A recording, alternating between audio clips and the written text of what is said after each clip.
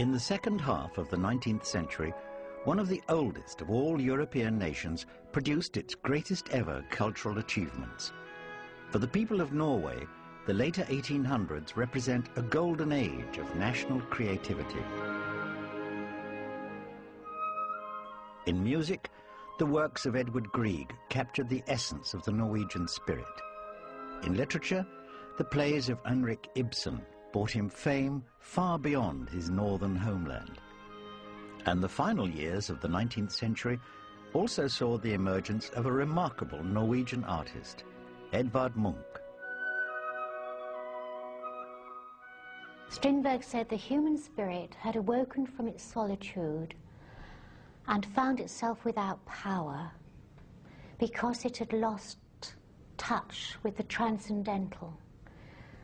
And I think it's this feeling of isolation and powerlessness that Munch portrays in his work. He does this by showing people in states of emotional tension and stress with great psychological insight. His graphic works were equally powerful and served as an inspiration, in fact, for graphic artists for many years.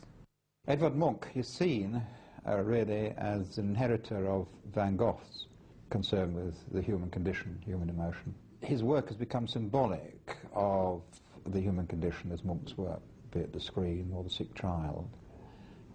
He was able to free artists to be able to actually work along that line. In other words, not to suppress that emotion, both conscious and unconscious.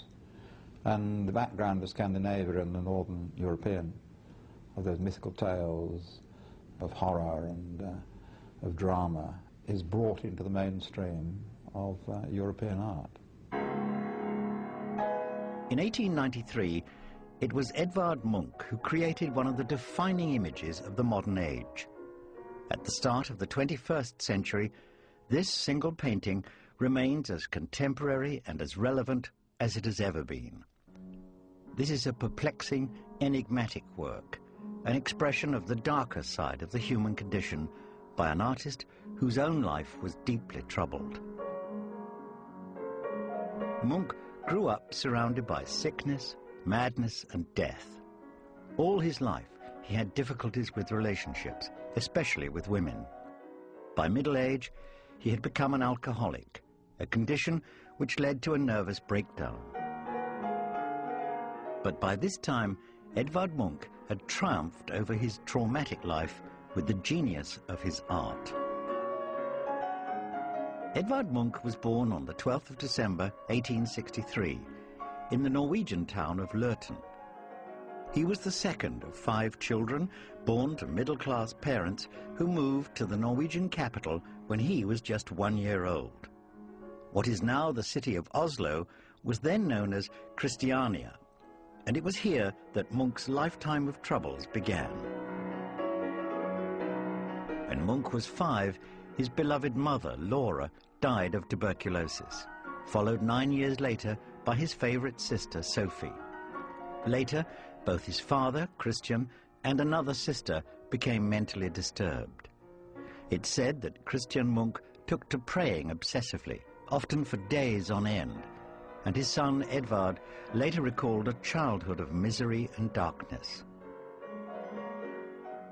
When he was 22 and painted the picture of his sister dying with his mother in attendance, he was obviously still working through feelings of loss for his mother and for the later death of his sister.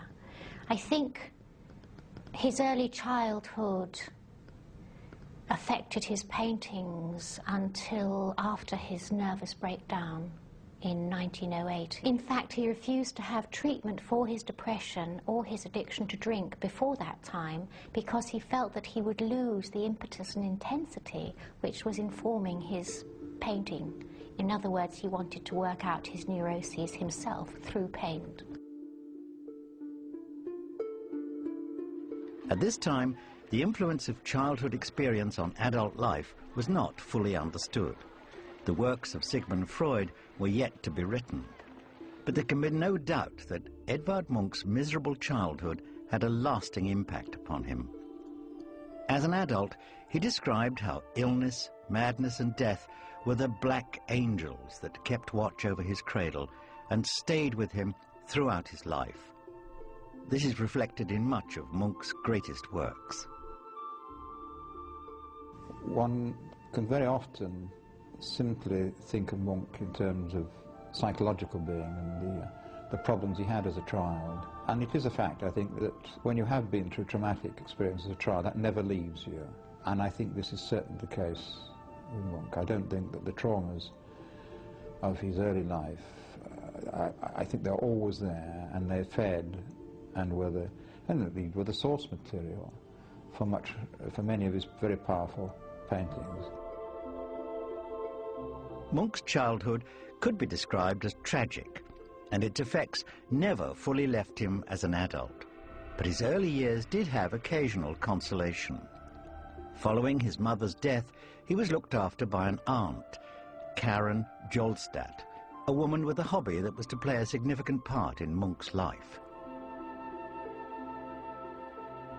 Jolstadt was an amateur painter, and under her guidance, her nephew developed a talent for drawing. By the time Edvard Munch neared adulthood, he had also taken up painting, and his life's passion was beginning to reveal itself. By the age of 17, after a brief spell spent training as an engineer, Munch enrolled at the Norwegian State School of Arts and Crafts. His tutor, Julius Middleton, was a sculptor whose work followed formal and academic conventions. The young Munch soon found himself seeking out more radical influences and became involved with a group of young artists led by the naturalist painter Christian Krög. Along with another Munch acquaintance, landscape painter Fritz Thaulau, Krög organized alternative exhibitions of contemporary art. It was at one of these events that Munch showed this early canvas, Morning, a naturalistic, sympathetic image influenced by the work of his one-time master, Krög. The initial critical reaction to this painting is not known, but it's likely to have been unfavorable.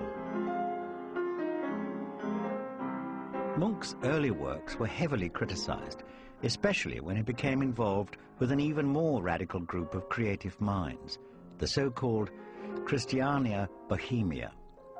This was an avant-garde movement of intellectuals and artists led by Hans Jager, an anarchist thinker who later sat for this powerfully constructed Munch portrait. This was not the last time that Munch found himself associating with free-thinking intellectuals, but by 1885, the 21-year-old painter was keen to expand his horizons. When his friend, Fritz Thaulau, gave him the chance to travel to the very center of European artistic life, he jumped at the opportunity. In the autumn of 1885, Edvard Munch arrived in Paris. It would not be a long visit. Just 3 weeks after his arrival in the French capital, Munch returned to Norway. But his first exposure to life in Paris gave him a lasting taste for the city.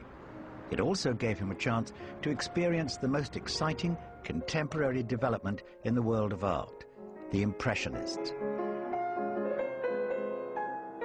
Here was colour, here was form, all of them, if you like, shattered, but great excitement, great life. There's a sense of happiness, and that must have been something which he probably felt uncomfortable with. A lack of seriousness, perhaps, is a better way of putting it. But it must have been an impact. I mean, there's no doubt about it.